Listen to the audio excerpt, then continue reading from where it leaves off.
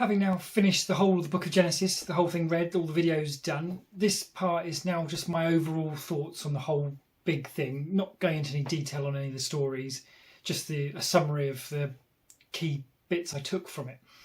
I did actually enjoy reading through it. It's very odd to read, and no doubt that's in part due to age, and even allowing for translations, this being the NIV version rather than the King James, which has all the these and thys and all the rest of it. The NIV doesn't have any of that.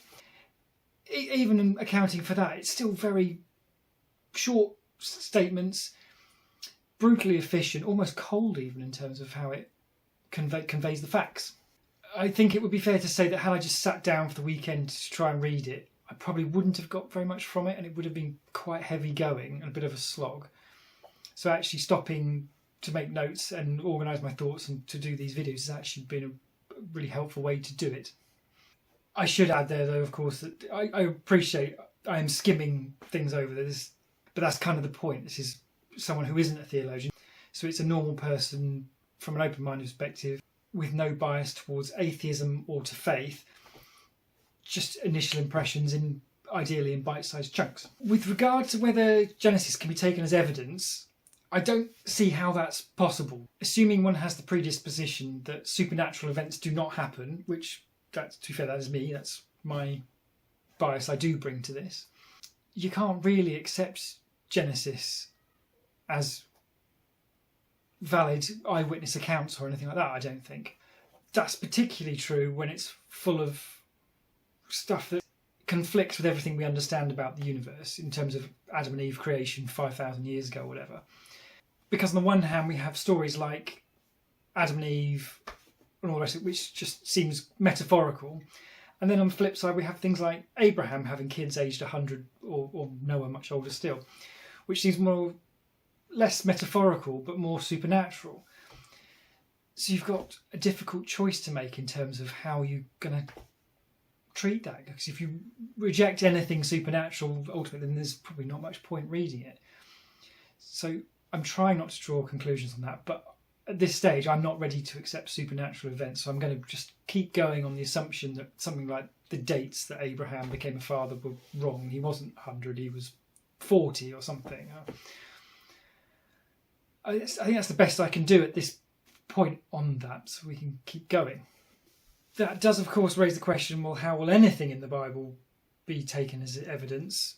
Because all of it is accounts of potentially supernatural events written an extremely long time ago, sometimes by anonymous writers. So how can anyone accept that as evidence? I mean, how can anyone be expected to accept that as evidence? That's a tricky one. It does, however, seem reasonable to start with the axiom that where events differ massively from the generally understood laws of the universe, there is a higher burden of proof on those things. I mean, you can't have someone just come into the room and say something mystical is happening and just believe it. There has to be some sort of standard of evidence required for it to be reasonable to accept that. Overall, the Book of Genesis does introduce quite a lot of concepts. So we've got things like human nature, good and evil, there's punishment, there's sacrifice. We've even seen some angels in there, and they've introduced the idea of circumcision.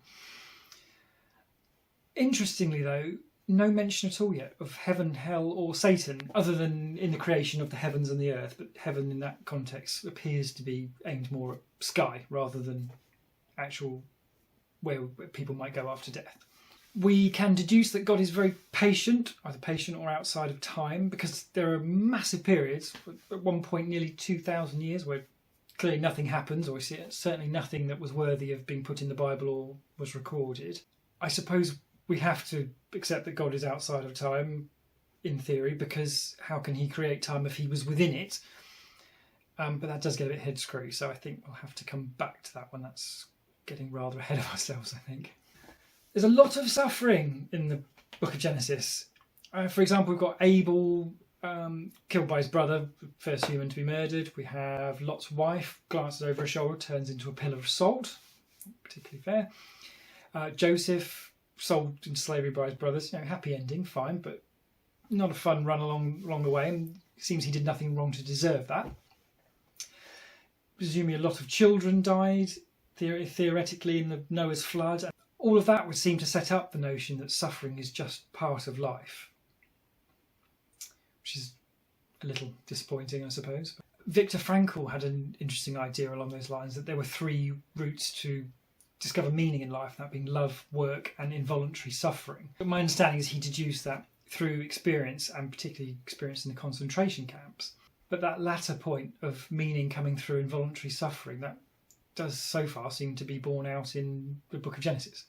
I was hoping for something a bit more uplifting than that, but no, apparently suffering is looking like part of the deal. Or rather, not only part of the deal, but actually potentially that there's value in it, which is not the most uplifting of thoughts. Or maybe it is, I suppose. If you're going to have problems, at least it's a meaning, perhaps. So I guess it would be nice if that were true, given suffering does seem inevitable in our experience of life. Interestingly, though, that also sets up the notion of why God can't intervene to control things all the time. In that respect, I've got to disagree with Eddie, if that links back to the introduction video, the link below. Because if God came along and flicked Hitler's head off, no one could choose to be good, could they? You'd know if you didn't behave yourself, then God was going to come down and make with your head like Christopher Reeve with a packet of peanuts. There is an interesting exception there, in that whilst God has obviously killed a lot of people, mostly it's on a big scale. It's not been particularly individuals, except for Judah's two sons. I guess that suggests that on occasion God will specifically intervene, but certainly in general for the book of Genesis, that hasn't been happening. And it's possible, of course, because it's so brief in that story of Judah's sons. Perhaps they just died and people read into it the meaning that God had killed them. There's not enough really said to draw much in the way of conclusion there. So the bigger picture that God doesn't seem to do much intervening to stop bad things happening and to create good things.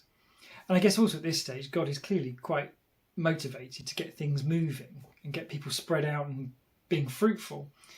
So I guess there's a reasonable argument that things are different at this point in terms of Genesis than they are in actually where we are in life now, because things are up and running pretty well now, I think. Overall, though, that would seem to affirm the importance of free will. That ties back into Adam and Eve being able to take fruit from the tree of the knowledge of good and evil.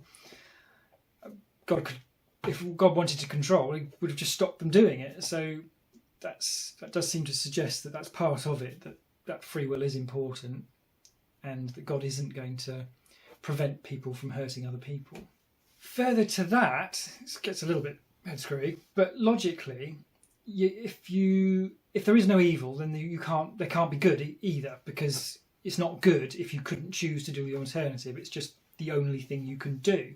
I think that's something that's really well captured in the story of Adam and Eve, that we do know the difference between right and wrong. We have the choice to go between the two, and God isn't largely going to stop us from making those choices. That also, I suppose, because there's been no explicit rules stated in the whole of Genesis, it's not clear what people are supposed to do and what they're not supposed to do, other than it's said at the beginning of Genesis that you have fruit from the tree of the knowledge of good and evil, therefore you have the knowledge of good and evil, therefore you should know what you're doing and whether it's good or whether it's bad. The obvious objection to God intervening and making it obvious that we've got to be good is that God could have sent Chuck Norris down or something to more discreetly roundhouse kick Hitler's head off. I suppose more discreet in theological terms. That would seem to solve the problem in terms of limiting evil, and without God controlling us through making it clear that if we misbehave we're going to get killed. But, and I don't particularly like this idea, I have to say, that only makes sense if we're starting from the perspective that it's good that suffering should be avoided. For instance, maybe we look at it the way a child looks at having to brush their teeth or having to eat greens instead of ice cream. From their perspective, it looks cruel and that you're just being a mean parent, not letting them do what they want to do, and for no particular reason, because ice cream is yummy and not brushing your teeth is more fun than having to brush your teeth.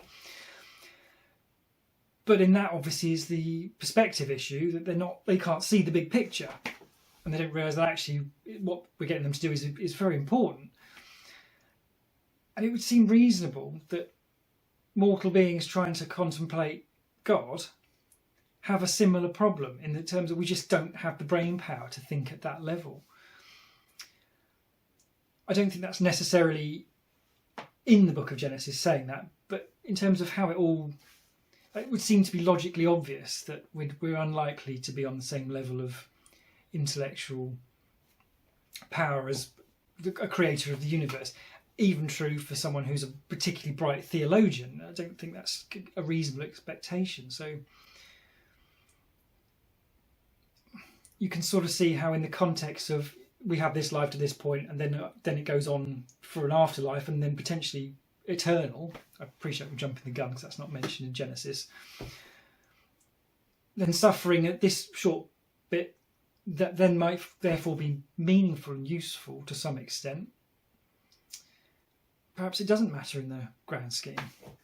There's an obvious problem there in the suffering of children, because how can anyone make a case that suffering of children is meaningful?